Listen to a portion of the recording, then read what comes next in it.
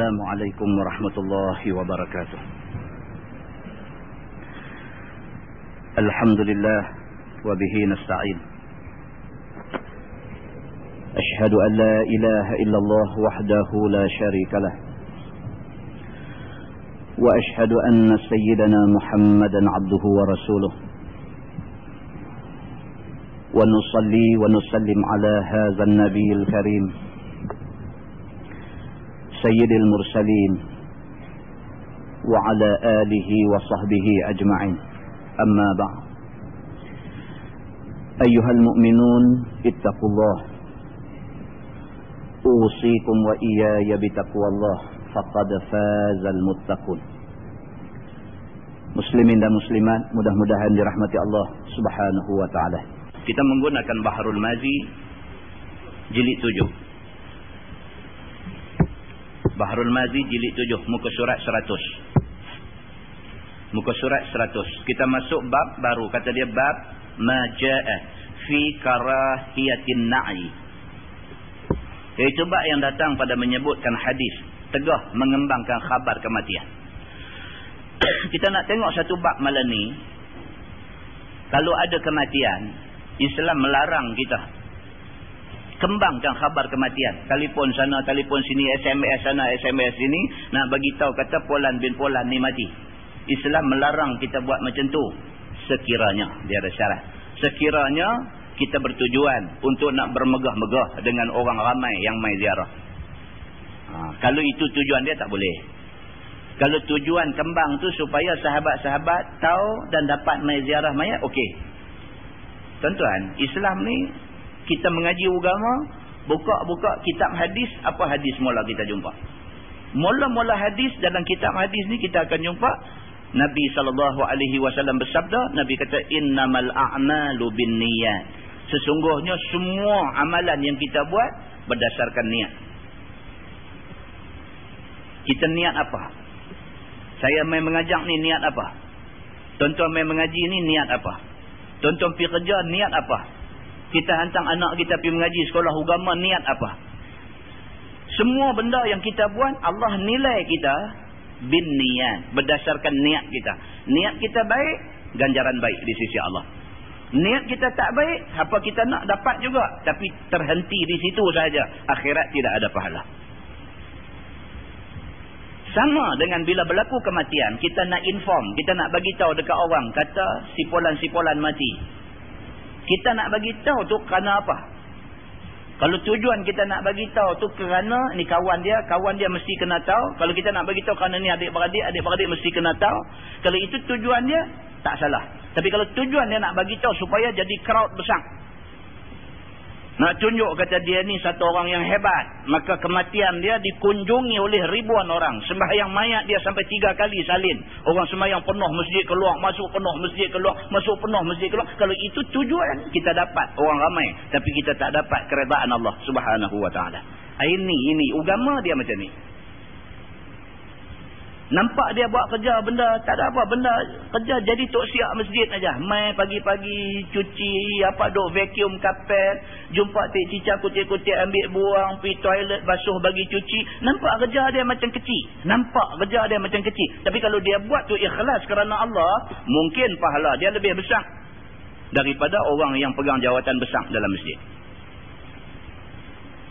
Kalau sekiranya kawan yang pegang jawatan besar, niat lain. Bukan niat nak menguruskan dan nak mentadbir masjid mengikut cara agama, tapi kerana nak glamour, jadi orang kuat masjid. Kalau itu niat dia dapat yang tu. Maka dia tak dapat apa yang dijanjikan di sisi Allah Subhanahu wa ta'ala. Agama, dia kira yang tu. Apapun niat kita macam mana. Yang ni takut tu dah. Yang ni kita takut. Malam ni kita nak tengok cerita mengembangkan khabar kematian. Nak bagi tahu kata orang ni mati. Apa tujuan kita nak bagi tahu? Tujuan itu akan menentukan boleh tak boleh apa yang kita buat. Ketahuilah saudaraku, memberi khabar kematian seorang yang Islam yang telah mati itu telah ditegah oleh syarak. Jika berkehendak memberi khabar itu supaya banyak orang datang berhimpun. Kalau itu tujuan, agama tak bagi. Semayang mayat buat keluar duit sampai RM10,000. Panggil habis, bukan kata Pulau Pinang, sampai Kedah panggil mai turun semayang mayat. Pasal apa? Nak tunjuk kata dia hebat, maka panggil orang semayang mayat ramai. Kalau itu tujuan dia, dilarang oleh agama. Baik semayang mayat 3 saf saja sudah cukup, tapi 3 saf ini sembahyang kerana Allah. Begitu. Maka dapat bermegah-megah dengan banyak orang datang dan bermegah-megah dengan banyak orang hadir kerana kematian itu. Kalau tujuan kita nak megah, habis, tak ada apa. Maka yang demikian itu haram, dia kata. Perbuatan yang macam tu nak bermegah-megah itu haram, berdosa. Kerana ialah amal orang-orang jahiliah. Sebagaimana hadis dikeluarkan oleh Imam At-Tirmizi, kata dia an Abdullah anin Nabi sallallahu alaihi wasallam qala, iyyakum wan na'ya fa inna an-na'ya min 'amalil jahiliyah. Diriwayatkan daripada seorang sahabat Nabi sallallahu alaihi wasallam, masyhur dia dengan nama Abdullah bin Mas'ud radhiyallahu anhu. Kata dia hadis daripada Nabi sallallahu alaihi wasallam. Sabda Nabi, jauhkan dirimu daripada mengembangkan khabar kematian. Nabi larang. Nabi kata elak daripada duk panggil ramai-ramai dengan tujuan nak bermegah-megah ni. Kerana bahawasanya mengembangkan khabar kematian itu setengah daripada amal orang jahiliah. Sifat suka nak bermegah-megah ni sifat jahiliah, sifat orang jahil, tak erti agama. Begitu. Maka pada hadis ini telah didatangkan oleh At-Tirmizi akan makna na'yu itu. Dengan kata dia qala Abdullah wan na'yu azanun bil mayyit. Telah berkata Abdullah bin Mas'ud, bermula na'yu itu ialah memberi khabar dengan kematian seseorang yang telah mati. Kata At-Tirmizi, dan pada bab ini ada riwayat daripada Huzaifah bin Al-Yaman. Dan bermula hadis Abdullah ialah hadis yang hasan lagi gharib. Masalah memberi khabar kematian kepada sekalian qarabah. Boleh tak boleh kita beritahu adik-beradik? Kata dia ni dah mati. Kata Imam At-Tirmizi, dan sesungguhnya ditegah oleh setengah daripada ahli ilmi memberi khabar kematian itu. Maka memberi khabar kematian kepada sisi ahli ilmi, iaitu diserukan pada orang-orang bahawa si anu sudah mati, supaya hadir mereka itu melihat jenazah dia. Dan kata setengah daripada ahli ilmi, tidak mengapa memberitahu ahli qarabah dan sanak saudara. Bagi tahu dekat adik-beradik, sanak saudara, itu tidak salah. Dan diriwayatkan daripada Ibrahim bahawasanya berkata ia tidak mengapa memberitahu seseorang akan qarabahnya. Tak salah. Bagi tahu dekat adik-beradik memang tak salah lah. Bagi tahu dekat kawan rakan, bagi tahu dekat jiran tetangga, tak salah. Jangan sampai jiran sebelah pun tak tahu. Saya tengok tanggung buat keluar banyak je. Dia buat ni apa ni, bila mati dia cek. Maksud yang kita baca adalah hadis ni ialah bukan, jangan kita buat dengan tujuan untuk bermegah-megah. Itu maksud dia. Yang tu aja, bagi faham yang tu. Buat apa pun kalau nak megah salah. Maka buat apa pun jangan dengan niat nak bermegah-megah. Megah itu salah. Itu bukan amal Islam. Begitu. Masalah memberi khabar kematian itu ditegah. Begini lagi dalilnya. Telah dikeluarkan oleh Imam At-Tirmizi satu hadis lagi yang menjadi dalil yang menunjukkan atas tegah memberi khabar kematian itu kepada siapa-siapa pun. Maka hadisnya begini, an Huzaifah bin Yaman radhiyallahu anhu qala, iza muttu fala tu'zinu bi ahada inni akhafu an yakuna na'ya. Diriwayatkan daripada seorang sahabat Nabi yang menjadi tempat Nabi menaruh rahsianya, iaitu Huzaifah bin Al-Yaman radhiyallahu anhu. Tengok tuan-tuan, bila jumpa nama Huzaifah bin Yaman, dia akan bagi tahu tempat Nabi simpan rahsia. Huzaifah bin Yaman ni dia ada satu istimewa dia. Allah bagi dekat dia. Dia tengok satu orang, dia kenal. Orang baik, orang jahat. Allah bagi kat dia. Sehingga kan pada zaman Sayyidina Umar Al-Khattab menjadi khalifah. Lepas Nabi wafat, lepas Sayyidina Abu Bakar wafat, Umar Al-Khattab menjadi khalifah. Bila ada kematian, zaman Sayyidina Umar Al-Khattab, Sayyidina Umar panggil Huzaifah bin Yaman. Tanya Huzaifah bin Yaman dulu, kawan yang mati ni macam mana?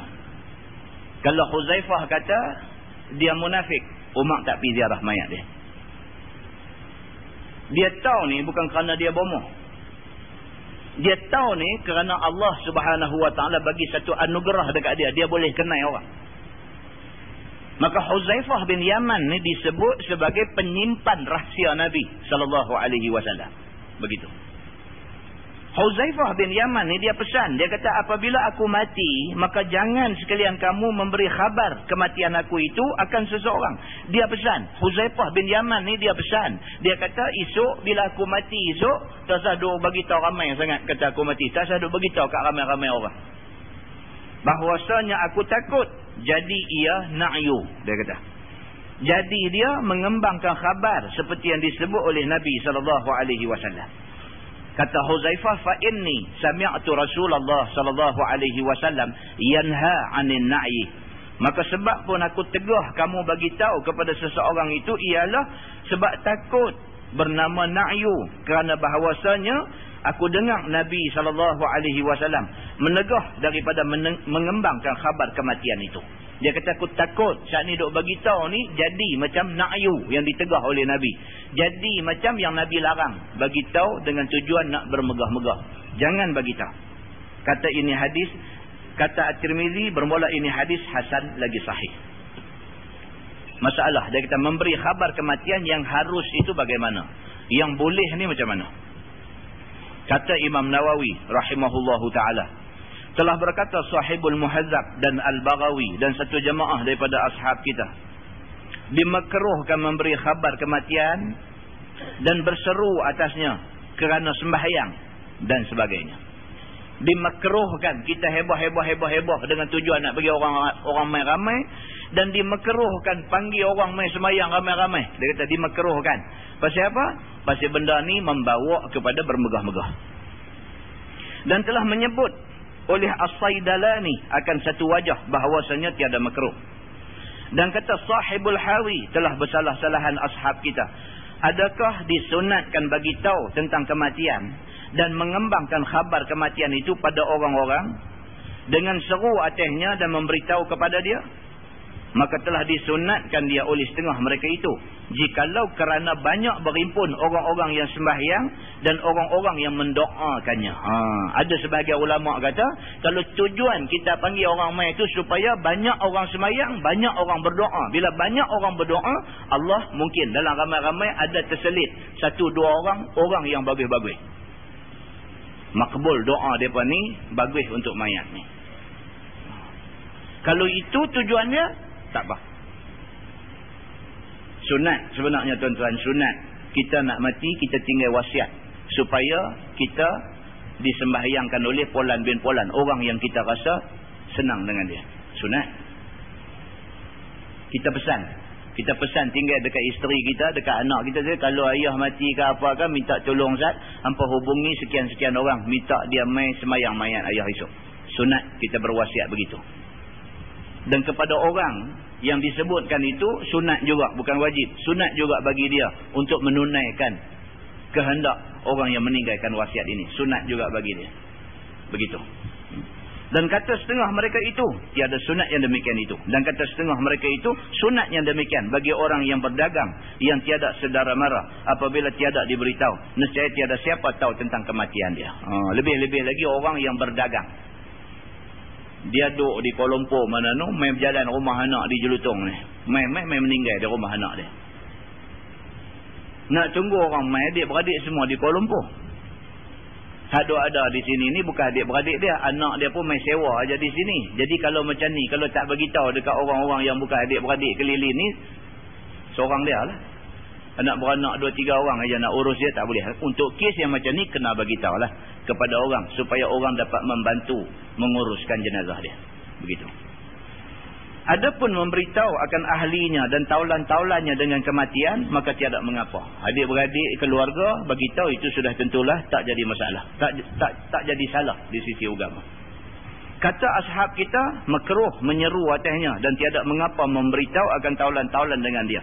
Dan dengan dia berkata Ahmad bin Hanbal, dan kata Imam Abu Hanifah tak mengapa dengan dia. dan telah dinaqal oleh Al-Abdazi daripada Malik bin Abi Hanifah dan Daud bahawasanya tiada mengapa mengembangkan khabar mati. Dan inilah yang telah menyebutkan dia oleh al-ashab. Dia nak cerita dekat kita satu aja. Bagi tahu ni kalau tidak dengan tujuan nak bermegah-megah, tak apa. Kalau bagi tahu dengan tujuan nak bermegah-megah, tak boleh. Itu saja dia nak cerita dalam perbahasan yang panjang ni. Terus tengok tajuk baru di bawah tu, bab ma jaa anna sabra fi sadmatil ula.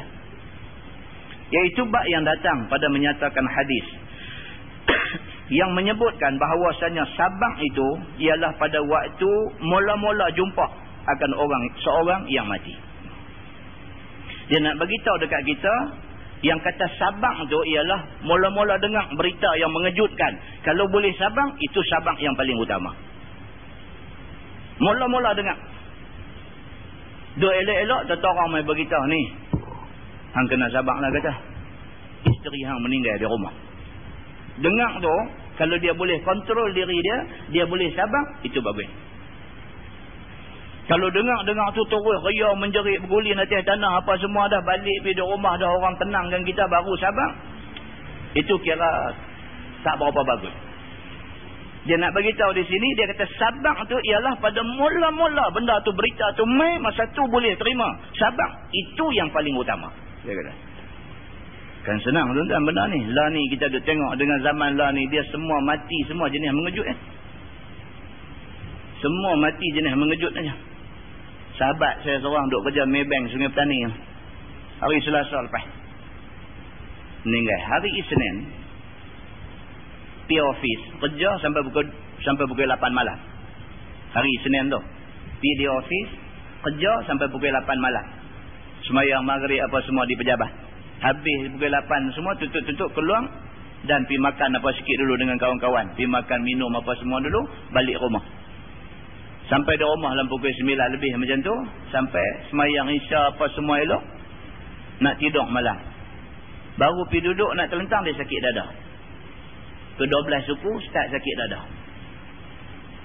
Bini duk tanya, awak abang teruk sangat ke? Dia kata sakit. Bini ambil minyak angin sapu duk sakit. Sampai dekat pukul 2 pagi. Dia kata rasa macam lega sikit. Dia suruh bini dia pergi bancuh ayam. Dia kata dah agak. Bini pergi bancuh ayam susu. Tengah duk bancuh ayam, sini dengar bunyi mengeruh satu macam. Bini lari mai tengok mata duk memandang, meninggal. Umur baru 41. Terkejut.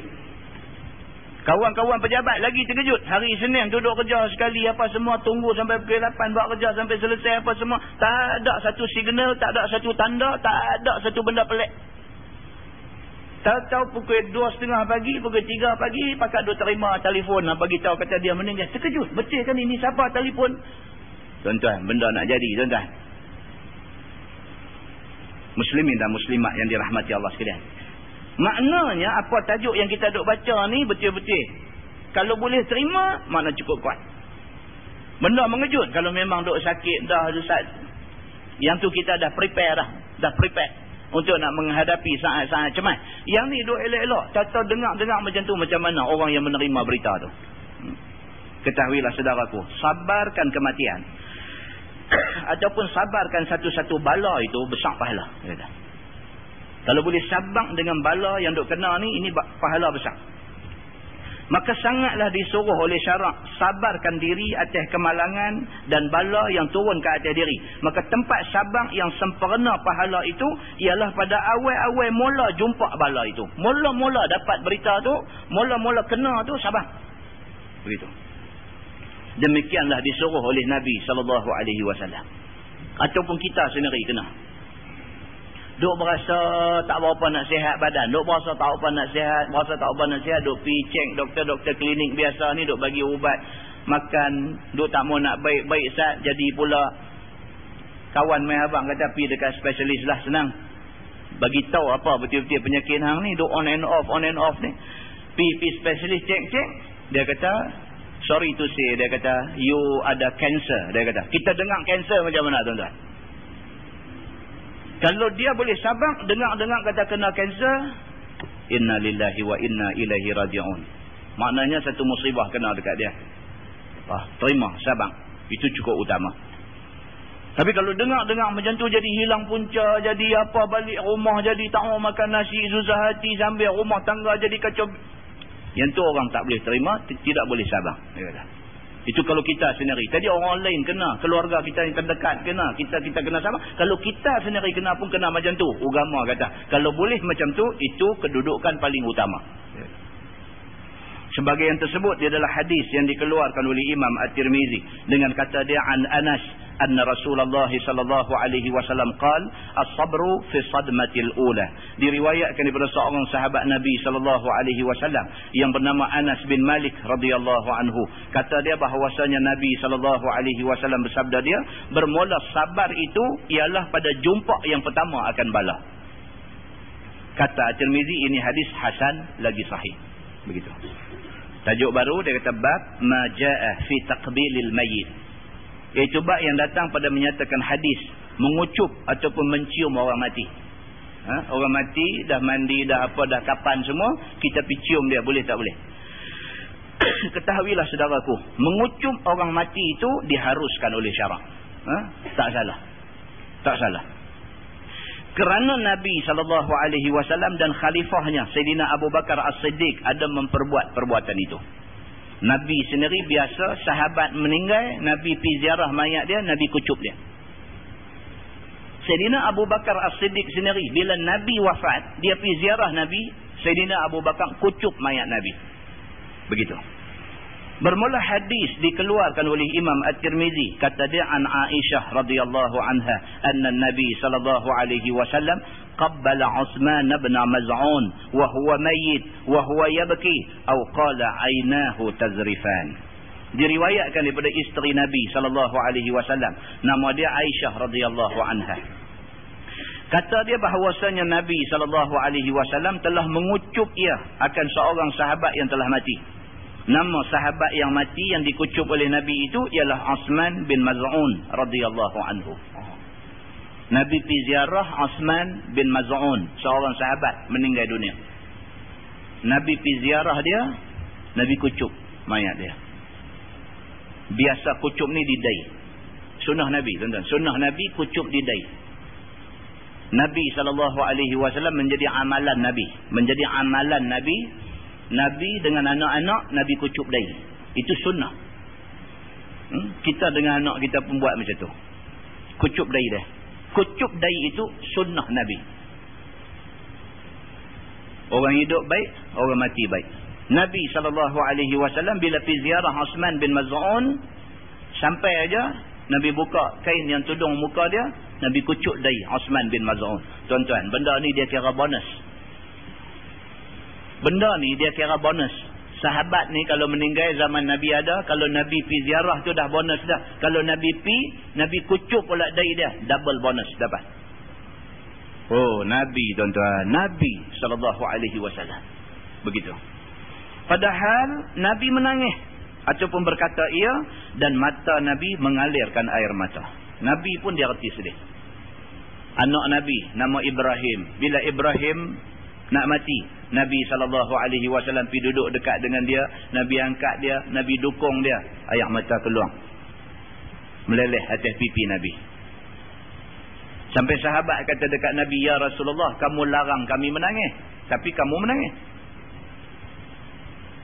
Nabi kata, siapa tidak ada rahmat, belah kesian dalam hati dia, Allah SWT tidak memberi rahmat, tidak belah kesian kepada dia. Man la yarham, la yurham. Nabi kata, siapa yang tak ada rahmat, tak ada rasa kesian dalam hati dia, Allah tak kesian kat dia. Nabi SAW bila tengok anak kecil, anak Nabi semua mati kecil. Yang laki-laki Ibrahim semua ni mati kecil. Nabi dukung, duk tengok dia duk menderita saat sakratul maut dia. Nabi duk tengok tu air mata dah duk keluar dah. Kemudian dia mati atas pangkuan, atas reba Nabi SAW. Nabi menangis. Nabi pergi tengok Uthman bin Maz'un, salah seorang sahabat yang banyak habis masa duk dengan Nabi, duk tolong Nabi, duk bantu Nabi. Nabi pergi tengok dia bila dia wafat. Nabi SAW buka, cium dahi dia, menangis. Air mata keluar meleleh di pipi Nabi SAW. Kata mereka itu bahawasanya Sayyidina Abu Bakar radhiyallahu anhu telah mengucup ia akan muka Nabi sallallahu alaihi wasallam padahal ia sudah wafat. Abu Bakar pun sama juga, pi buka tengok kucup Nabi sallallahu alaihi wasallam. Menurut sebagaimana perbuatan Nabi sallallahu alaihi wasallam yang mengucup Uthman bin Maz'un radhiyallahu anhu. Kata At-Tirmizi, bermula hadis Aisyah itu hadis yang hasan lagi sahih. Dia kata. Kita faham. Masalah memejamkan mata orang yang sudah mati dan menutupnya. Bulan lepas kita tengok cerita orang sakit. Bulan ni dia start masuk cerita jumpa orang mati. Bila jumpa orang mati ni, apa kita perlu buat? Dia kata, kalau mata dia duk celek, tolong pejamkan mata dia. Itu pejamkan mata dia dengan semudah-mudah kira kuasa dan sedapatnya. Itu dia. Mula sekali bila ada kematian berlaku, mula sekali cari orang yang lemah lembut, suruh dia tolong pejamkan mata orang mati. Nak buat satu sekali yang tu. Pasal apa? Lambat sikit tuan-tuan, tak boleh buat dah. Dia dah jam dah. Mati-mati tu mula benda nak kena buat, kena lurut atas pelupuk mata ni, kena lurut, cari orang yang lemah lembut. Dia kata pasal mayat ni dia lagi sensitif daripada orang hidup. Pasal dia baru mengalami sakratul maut, dia baru rasa nyawa bergerigih nak keluar daripada badan tu, dia baru melalui satu sakit yang tidak ada sakit seumpama itu di atas dunia ni. Dia baru menderita sakit sakratul maut, badan dia masih lagi luka parah, sakit. Dia kena lemah lembut dengan dia. Nak angkat dia, nak pegang dia, nak sentuh dia, nak apa, lemah lembut. Pasal dia baru menghadapi sakit yang tak ada tolak banding atas dunia. Maka orang yang nak lurut pelupuk mata dia bagi pejam tu, cari orang yang lemah lembut, dia kata. Dan memejamkan mata itu, dia kata semudah-mudah kira kuasa dan sedapatnya, sedaya upaya bagi mata dia pejam. Kalau tidak, tak elok tuan-tuan. Kalau mata dia kita biar dia terbuka, tutup pun dia buka balik, tutup pun dia buka balik. Pasal dia dah terbuka dah, dia dah jam dah semua-semua benda ni. Takut bila orang main nak ziarah dia, buka-buka tudung lagu duduk tengok lagu tu, terkejut. Tahu hak main semua terkejut. Benda tu tak bagus, dia kata. Dan ikat dagunya dengan secebih kain yang lebak sikit. Dia kata kalau ikat pakai kain kecil, dia boleh melukakan mayat tu. Cari kain hak lebak sikit, cari berkas, tarik dagu dia bagi tutup. Pastikan lidah dia semua tolak masuk dalam dulu, baru bagi rapat dagu dia. Gigi dia bagi rapat, ikat. Simpui di atas ni. Pasal apa? Kalau kita lambat, sekali lagi dia tak boleh tutup dah. Dia duduk buka lagu tu. Begitu.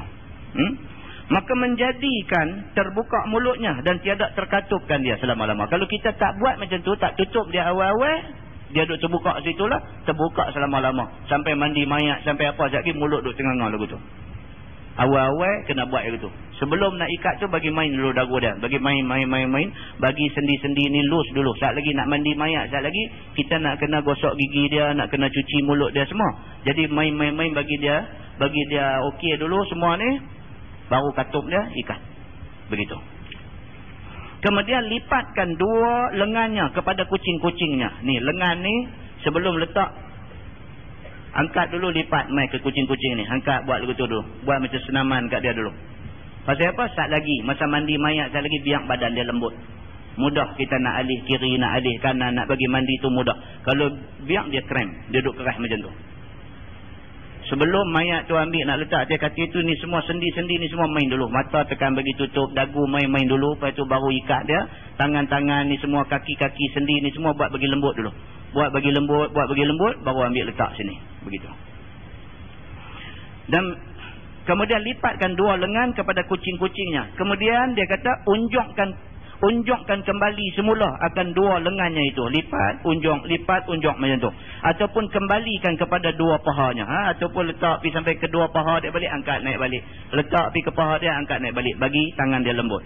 Dan diperbuat pula pada dua kakinya, iaitu dilipat lututnya ke pahanya. Lipat lutut naik ke paha, tolak bagi unjuk kaki. Lipat lutut naik ke paha, tolak bagi unjuk kaki. Ini untuk nak memudahkan sewaktu mandi mayat sekali lagi. Begitu. Dan pahanya ke perutnya, kemudian unjukkan dia, buat macam tu. Dan lembut-lembutkan jari-jarinya supaya kekal lembut itu pada orang yang memandikannya. Semua buat bagi badan dia bagi lembut. sebelum kita nak mandikan dia. Maka tanggalkan dia daripada pakaiannya dan letak atas perutnya pedang ataupun besi, dia kata. Baju hak dia duk pakai masa dia mati tu, buka buang, ganti baju lain. Pasal apa? Kadang-kadang orang ni, terutamanya orang yang dah berumur tua, dia punya sistem badan dia semua dah loose dah. Orang tua kita umur bila makin duk meningkat ni, sistem kontrol kita semua dah loose. Bila berasa nak terkencing, tak boleh dah, nak kena pergi bilik air dan nak kena buang air. Pasal apa? Sistem kontrol dah loose. Jadi bila nak mati, masa nyawa nak keluar tu, ada orang yang dia keluar najis sekali. Dia keluar najis sekali. Jadi pakaian yang dia pakai masa nak mati itu mungkin sudah ada najis. Buang yang tu, ganti hal lain. Begitu. Dan letakkan sesuatu yang berat ke perut dia. Perut ni letak satu benda yang berat.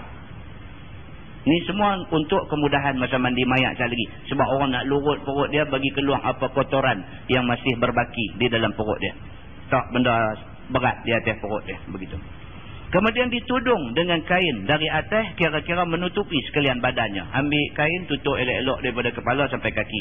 Dan diletakkan dia di atas papan ataupun di atas getah. Kemudian ambil dia letak di atas tempat yang ni lah. Katil ke apa ke. Macam kita lah, kita letak atas katil.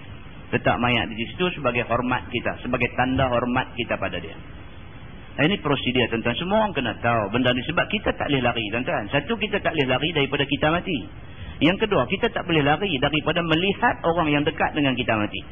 Tak boleh lari. Satu hari kita jumpa benda ni. Orang tua kita ke, isteri kita ke, anak kita ke, suami kita ke.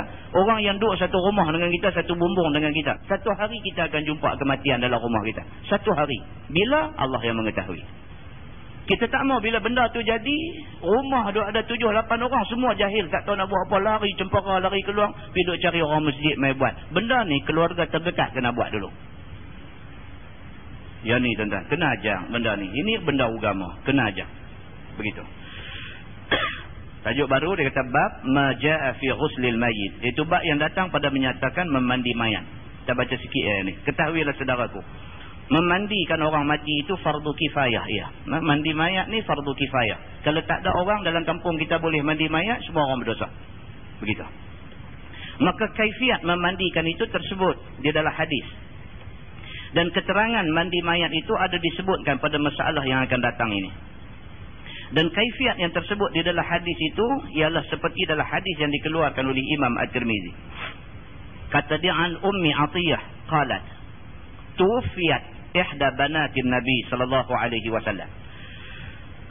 Faqala ighsilnaha witra salasan aw khamsan aw aksara min dhalik in ra'aytunna. Diriwayatkan daripada seorang sahabat Nabi sallallahu alaihi wasallam. Nama dia Ummu Atiyah radhiyallahu anha. Kata dia telah wafat seorang daripada puteri Nabi sallallahu alaihi wasallam. Anak perempuan Nabi wafat. Maka masuklah kami kepada Nabi sallallahu alaihi wasallam hendak memandikan puteri Nabi itu sebagaimana perintah Nabi. Anak perempuan Nabi meninggal dunia. Maka masuklah orang nak mandi mayat anak Nabi ni. Ummu Atiyah, satu orang perempuan sahabat Nabi, nama dia Ummu Atiyah. Dia masuk pergi nak mandikan anak perempuan Nabi ni. Maka sabda Nabi, mandikan olehmu akan dia dengan gasal, yakni 3 atau 5 atau lebih banyak daripada itu. Nabi pesan dekat Ummu Atiyah yang nak mandikan mayat anak Nabi ni, Nabi kata mandikan dia bilangan ganjil. Sama ada 3 kali atau 5 kali ataupun berapa yang kamu fikir sesuai. Ada mayat tuan-tuan, mandi najis dia duk keluar, tak mau nak stop. Ada juga. Duk mandi tu, tekan perut duk keluar najis, dia tak mau nak stop. Maka bagi kes yang macam ni, kena mandi bagi banyak kali sikit. Kalau sekiranya najis itu tak boleh hilang, maka dimaafkan. Contoh orang mati aksiden. Kata aksiden putus paha. Daging paha ni bergedebak keluar. Yang tu mandi sampai bila berdarah tak habis. Darah duk keluar, darah ni najis. Basuh keluar, darah, daging hancur. Bagi kes yang macam ni dia dimaafkan. Takat-takat mana boleh aja. Lepas tu balut dengan kapas. Bagi banyak-banyak kapan dia. Dan mesti disegerakan sesegera-segeranya. Lama duk tunggu-tunggu dah. Kapan bawa terus pergi masjid, semayang pun cepat-cepat. Terus duk tunggu orang nak mai apa semua cepat-cepat. Pasal apa? Darah dia duk keluar. Lagi lama sekali dia menitik atas lantai masjid. Selesaikan dia cepat-cepat. Dalam kes yang macam ni dimaafkan. Kemudian mandi mayat bagi orang perempuan ni dia lebih cerewet daripada mandi mayat orang lelaki-lelaki. Itu sebab mandi mayat orang perempuan biasanya orang ambil masa lama. Orang lelaki-lelaki dia ambil dalam 1,5 jam ataupun 2 jam. Orang perempuan dia kadang-kadang sampai 2 jam, boleh pergi sampai 2,5 jam tengok macam mana keadaan dia. Maka apabila puteri Nabi, anak perempuan Nabi wafat, Nabi kata dekat Ummu Atiyah yang nak mandikan puteri dia ni, Nabi kata kamu mandikan dia 3 kali atau 5 kali ataupun lebih, ikut kesesuaian. Nabi kata begitu. Dan sabda Nabi SAW lagi, waghsilnaha bima'in wasidrin waja'alna fil akhirati kafura aw syai'an min kafur. Dan mandikan olehmu akan dia dengan air dan juga bidara. Tu yang orang duk campur dengan bidara ni bukan saja-saja boh. Nabi suruh begitu. Dan jadikan pada akhir mandi itu dengan kafur ataupun suatu daripada kafur itu, kapuk baruih lah. Kapuk baruih. Itu disuruh juga oleh Nabi SAW. Kafur juga, Arab pun kata kafur, kan? Kafur itu kapuk. Begitu. Sambung hadis itu, fa iza faragtunna fa'adhinnani falamma faragna adhannahu fa'alqa ilaina hiqwahu faqala asy'irnaha bih. Maka apabila telah selesai engkau daripada memandikan anak aku itu, maka janganlah tiada memberitahu kepada aku. Nabi kata dekat Ummu Atiyah, kamu mandikan anak aku. Habis siap mandi lagi, beritahu kat aku. Tuan-tuan tengok, Nabi SAW mandi mayat anak perempuan dia pun Nabi tak masuk duduk dalam tu. Padahal kalau Nabi masuk tak salah. Bahkan Nabi kalau nak mandikan mayat dia pun tak salah. Tapi yang aurat orang perempuan ni dia leceh sikit. Dia kena jaga lebih lagi bagi orang perempuan mandi mayat dia. Pelihara. Sampai kita akan baca sekali lagi tuan-tuan. Dia akan cerita lagi macam mana ni cerita masa mandi mayat. Pakat masuk main sampai berbas-bas. Meneru-neru pakat nak masuk tengok ni. Apa cerita dia. Agama suruh macam mana. Mandi ni berapa orang boleh ada dalam tu. Macam mana siapa boleh ada dalam tu. Semua dia akan cerita detail. Maka tak kala selesai kami daripada memandikan dan memberitahulah kami kepada Nabi SAW akan sudah dimandikan puterinya itu. Bila selesai mandi mayat anak Nabi ni, orang pergi panggil Nabi. Maka Nabi pun mencampak kepada kami akan kain pinggangnya supaya kami kafan dengan dia. Kafan anak perempuan Nabi ni, Nabi bagi kain pinggang dia. Tuan-tuan, sepakat jumhur ulama mengatakan diri Nabi itu sendiri penuh keberkatan. Dan apa yang ada dekat Nabi juga ada keberkatan.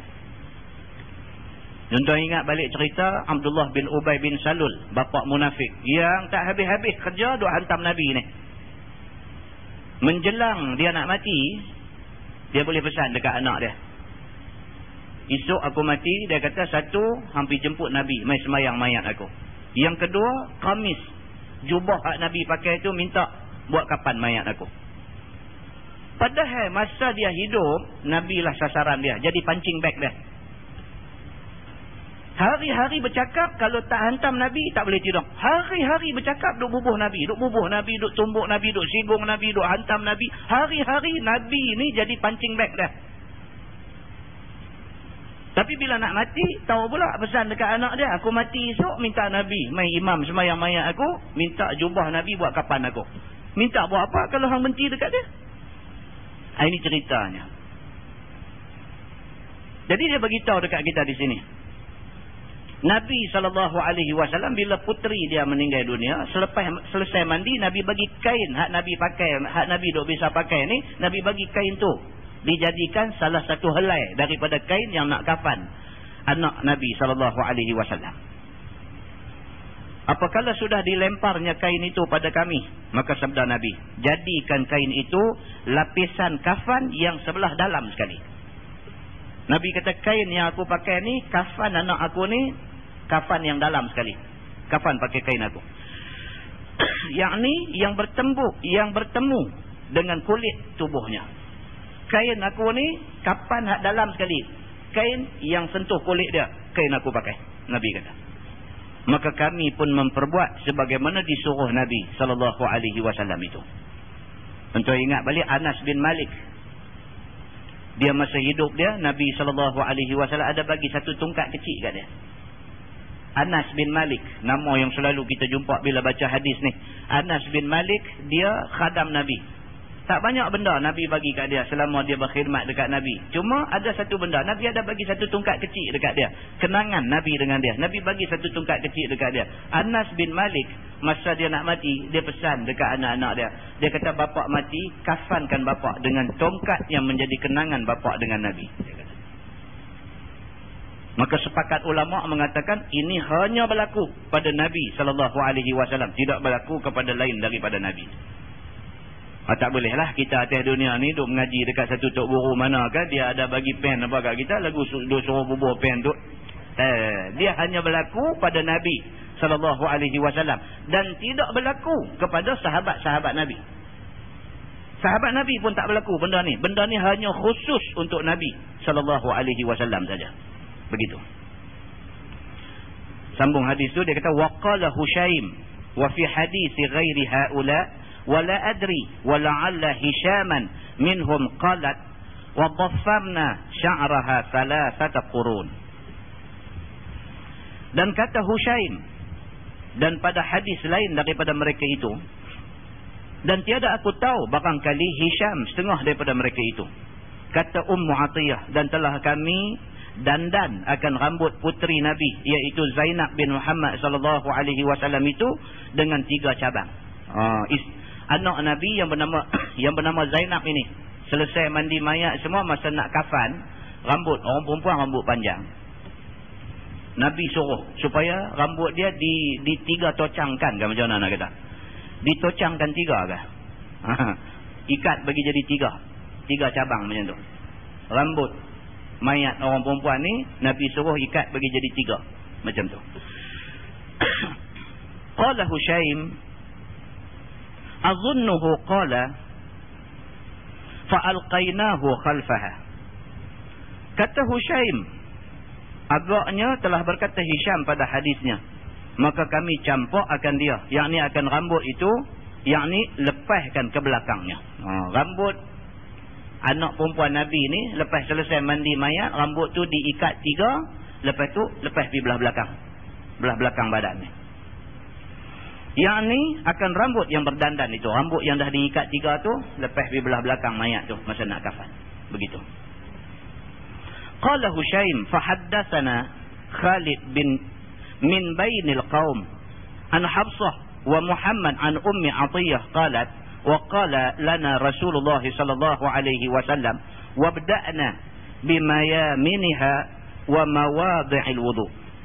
Kata Hushaim, maka telah bercerita akan kami oleh Khalid, iaitu seorang daripada antara itu kaum, dinakalnya daripada Hafsah, dan Muhammad daripada Ummi Atiyah.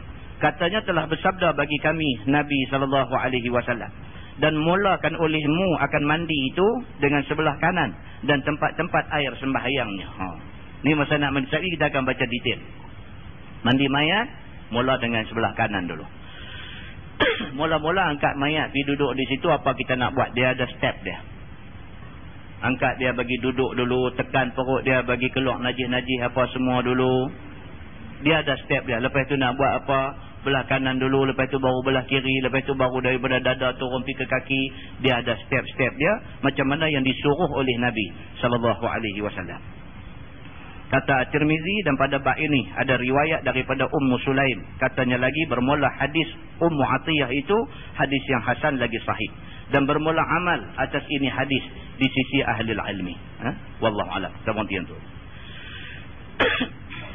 Lepas ini kita akan tengok di bawah tu mandi mayat bagaimana kelakuan dia. Dia akan cerita A to Z.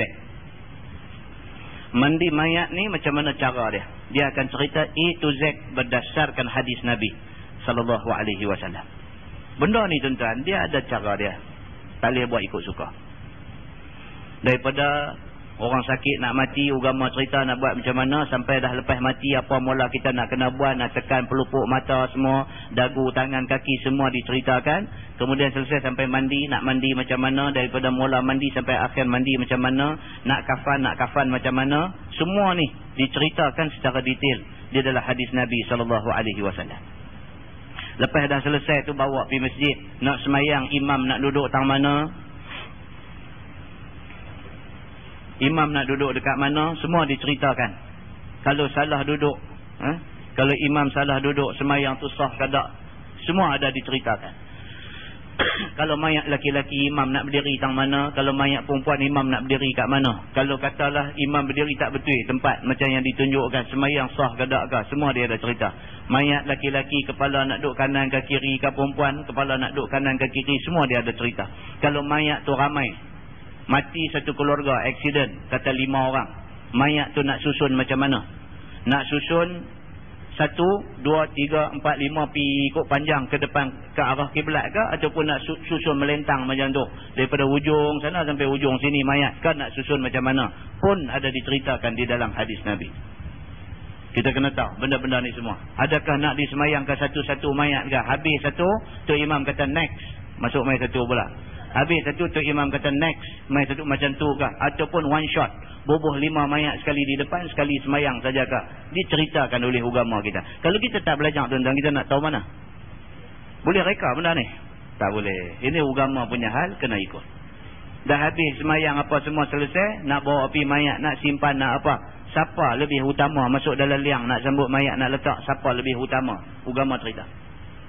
Dah habis selesai dah ke bumi apa semua, nak perata tanah apa semua, tanah yang nak diratakan tu sama flat dengan bumi ke, nak tinggi sejengkai ke, nak tinggi sekaki ke, macam manakah, diceritakan oleh agama, bukan sebarangan. Lepas dah selesai dah ke bumi apa semua, nak pergi ambil pelepah pokok mai pacak tu, adakah agama suruh macam tu ataupun macam mana? Adakah siapa pun ambil pokok hidup pergi pacak, maka orang yang duduk dalam kubur diringankan azab, ataupun hanya Nabi sahaja pacak baru orang yang di dalam kubur tu ringan azab? Macam mana? Kita nak kena tahu. Kita ni banyak tak tahu, main turut aja. Tengok-tengok pergi kepak pokok kemboja, cacak bubuh. Kepak cacak bubuh tu disuruh oleh agama ke tak ke? Kalau agama suruh, apa janji dia? Kalau tak suruh, pergi pacak buat apa? Dia ada cerita dia. Dah selesai apa semua, dah ke bumi apa semua, macam mana nak buat pula? Nak hampak tikang duduk riuh rendah ke atas kubur ke? Ataupun nak berdiri, nak bagi satu tazkirah sahaja ke? Agama bagi tahu semua, kita tak boleh reka benda ni. Bila kita main reka, main belah buat, dia jadi berdosa. Dia tak jadi ibadat, dia jadi berdosa. Kita nak kena tahu. Jadi kalau hak mana yang kita ada buat ni tak bertepatan dengan hadis Nabi, kita kena ubah. Kalau tak bertepatan dengan hadis Nabi, kita kena ubah. Kita kena ikut Quran dengan hadis. Bukan Quran dengan hadis kena ikut kita. Kita kena faham. Kalau tidak, tak sama mengaji. Bila kita mengaji, bila kita tahu, lepas tu nak buat-buat tak tahu, tak boleh. Kita kena ikut hak betul yang macam mana. Lepas tu nak duduk, nak bagi tazkirah tu, orang yang nak bagi tazkirah tu, adakah disyaratkan menghadap kiblat ke, ataupun macam mana pun tak apa ke? Apa benda yang patut dia cakap masa tazkirah di atas kubur tu? Kemudian adakah wajar berdoa di atas kubur tu? Semua ni ada bagi tahu. Wajar ke tak wajar ke, sunat ke tak sunat ke, makruh ke haram ke, semua dia ada bagi tahu. Lepas tu nak pergi bubuh apa bangsa atas kubur mengaji Quran sampai 3 bulan, orang duit banyak apa semua, agama suruh ke tak ke buat macam tu? Semua dia akan bagi tahu. Bila kita baca, yang kita baca ni hadis. Bila kita baca, baru pelan-pelan baru kita duk tahu, oh kata hak duk buat ni rupanya tak betul. Oh rupanya agama kata macam ni. Pasal apa lah baru tahu, baru kita duk tahu. Padahal kitab ni bukan baru cetak minggu lepas. Kitab ni pun dah cetak lama dah. Hadis yang dimuatkan dalam kitab ni, hadis ni masa Nabi hidup dulu, bukan baru reka 20 tahun dulu. Bila kita tengok semua benda ni tuan-tuan, hati kita mau ingat apa? Minta ampun dekat Tuhan lah. Atas mana-mana silap yang kita dah buat sebelum ni, mudah-mudahan ya Allah ampunkan mana silap yang dulu, aku nak buat benda yang betul selepas daripada ni. Tuan-tuan, orang mati-mati dah. Kita hidup ni yang nak bertanggungjawab. Imam Malik meriwayatkan satu hadis, dua ada di dalam kitab Al-Muwatta' dia. Dia cerita bagaimana Nabi SAW bypass satu kawasan kubur. Nabi lalu tepi satu kubur. Nabi nampak ada satu orang duduk atas kubur, duduk bersandang. Nabi terus kata, la tu'zi sahiba hadzal qabri. Nabi kata, jangan kamu menyakiti mayat yang duduk dalam kubur tu. Imam Malik bawa hadis tu bubuh dalam Al-Muwatta. Faham daripada larangan Nabi itu apa dia? Tak boleh duduk atas kubur. Bila duduk tu, satu, kita yang duduk tu berdosa. Yang kedua, kita menyakitkan ahli kubur. Maukah kita bila kita mati, seorang main duduk di atas, kita duduk sakit? Kerana jahil orang yang duduk ni. Benda ni semua main daripada hadis. Kita nak lempak pergi ke mana hadis ni? Bolehkah benda-benda macam ni? Kerana hadis ni nampak tak secucuk dengan yang kita ada buat. Kita koyak buang kitab yang ada hadis ni, lempak buang, tak usah baca. Bolehkah tuan-tuan buat macam tu? Kita berdosa. Ini tujuan kita mengaji tu, tuan-tuan. Tujuan kita ingat satu ya, kita ikhlas kerana Allah. Kita nak perbetul mana yang silap. Bukan kita nak cari salah orang yang buat salah, tapi kita nak perbetul mana yang silap. Tersilap 30 tahun. Hari ini kita perbetul lebih baik daripada kita kekal dalam kesilapan. Yang betul bukan ustaz, tapi yang betul ialah Al-Quran dan hadis Nabi SAW. Itu aja kita kena ingat, tuan-tuan. Mudah-mudahanlah atas kesungguhan kita Allah tunjuk jalan lurus dekat kita semua. Atas keikhlasan kita Allah buka pintu hidayah dia kepada kita semua. Mudah-mudahan dengan itu kita mendapat berkah dan mendapat keredaan Allah Subhanahu wa taala. Wallahu a'lam. Yang baik itu daripada Allah, yang tak baik tidak saya. Kita tangguh dengan tasbih kafarah dan surah al-Anfal.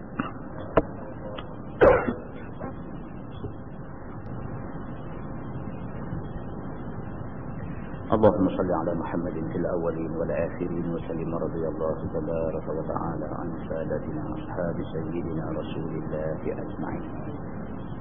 بسم الله الرحمن الرحيم. الحمد لله رب العالمين حمدا يوافي نعمه ويكافئ مزيدا. يا ربنا لك الحمد كما ينبغي لجلال وجهك الكريم وعظيم سلطانك. رضينا بالله ربا وبالإسلام دينا وبمحمد نبيا ورسولا. اللهم افتح علينا فتوح العارفين وارزقنا فهم النبيين بجاه خاتم المرسلين. اللهم فقهنا في الدين وعلمنا التأويل واهدنا صراطك المستقيم. اللهم أرنا الحق حقا وارزقنا اتباعه وأرنا الباطل باطلا وارزقنا اجتنابه. اللهم اجعل جمعنا جمعا مرحوما وتفرقنا من بعده تفرقا معصوما. وصلى الله على محمد وعلى آله وصحبه وسلم والحمد لله رب العالمين. السلام عليكم.